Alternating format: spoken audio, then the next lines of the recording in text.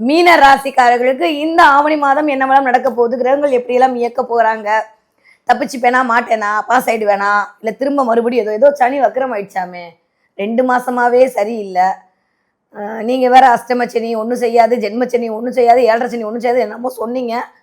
பார்த்தா அப்படி தெரியல. இருந்தாலும் சரி, 1 மாசம் நம்பிக்கையா இருந்தோம். ப்ரமோஷன்லாம் வந்துச்சு, இன்க்ரிமெண்ட்லாம் வந்துச்சு. திரும்ப மறுபடியும் முதல்ல இருந்துன்ற மாதிரி ஆயிட்டே இருக்கு. என்னதான் பண்றது அப்படின்ற மாதிரி யோசிச்சுக்கிட்டே இந்த வீடியோ பார்க்க வந்திருக்க என் மனதிற்கு இனிய மீனராசினியர்களே. பெருசா ஒன்றும் ஆகிறதுல சூப்பரா இருக்க போறீங்க, கவலையே பட வேணாம். 2ஆம் அதிபதி சூப்பரா இருக்காரு. இதை தாண்டி வேற என்ன வேணும்? என்ன மேடம் 2ஆம் அதிபதி சூப்பரா இருக்காரு, வேலை அதிகரிக்க போகிறது. கொஞ்சம் உங்களுடைய புகழை நிலைநிறுத்தி கொள்வதற்கான வாய்ப்புகள் உங்களை தேடி வரப்போகிறது. கிளியர்? ரொம்ப சிம்பிளா அந்த வார்த்தையை புரிஞ்சுக்கோங்க. நீங்க யாருன்றதை நிலைநிறுத்தி மாஸ்க் காட்டக்கூடிய நேரம் வந்து விட்டது. நிறைய பேருக்கு ஸ்டாண்டலோன நிக்க போறீங்க. சூப்பரான டைம் பீரியட் இனிதே ஸ்டார்ட். அவ்வளவுதான். ஏன்னா இது வரைக்கும் 2ஆம் அதிபதி கேதுவோடு சேர்ந்து ஒரு மாதிரி மென்டலாலாம் டிஸ்டர்ப் பண்ணிட்டு ஒரு மாதிரி இருந்தார். தென் அப்படியே அவர் மூவ்மெண்ட் ஆகி இப்போ 7ஆம் இடத்துல உட்காந்துருக்காரு. 2ஆம் அதிபதி 7ல சேரும்போது நிறையா நீங்க லேட்டா வந்தா கூட வீட்டுக்காரமா கை காலெல்லாம் பிடிச்சி உண்ணா பாத்துக்கோங்களேன், நடக்கும், நம்புங்க. அதே மாதிரி நீங்க அப்படியே கஷ்டப்பட்டு வேலை செஞ்சு வந்தாலும் இது வரைக்கும் புரிஞ்சுக்காத புருஷன் இனிமே ஐயோ பாவம் என் முன்னாடி கஷ்டம்லாம் பட்டு வருது அப்படின்ற மாதிரி அப்படியே காதலாகி கசிந்து பாத்திரம்லாம் தேய்ச்சி வைப்பார். அந்த மாதிரியான நிகழ்வுகளும் நடப்பதற்கான வாய்ப்பு 100 விழுக்காடு இருக்குன்னா 2-7 கனெக்ட் ஆக போகிறது.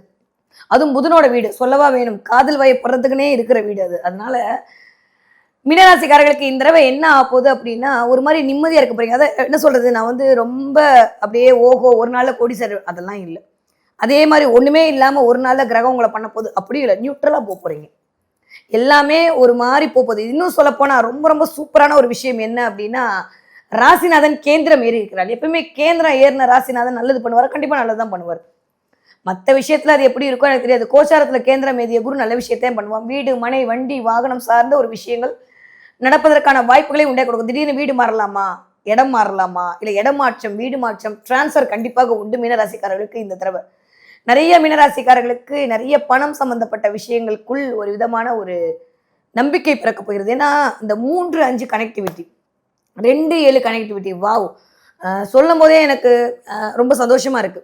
ஒரு ஓவியன்ட்ட கொண்டு போய் கொடுத்தீங்கன்னா ஒரு ஓவியத்தை பார்த்தோன்னா எப்படிலாம் மகிழ்வானோ அப்படி ஒரு அஸ்ட்ராலஜி கிட்ட ஒரு கிரகங்கள் இந்த மாதிரி அமைப்போடு கொடுக்கும்போது இப்படி கண்ணெல்லாம் விரிஞ்சு நல்லா இருக்குப்பா, அந்த ஒரு வாரத்தண்ணி வேற ஒண்ணுமே வராது, இன்னும் நல்லா இருக்கு.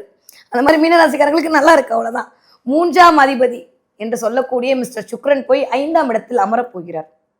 ஸ்கூல், அதுவும் காலபுருஷனுடைய 4ஆம் வீட்டில் போய் அமரப்போகிறார்.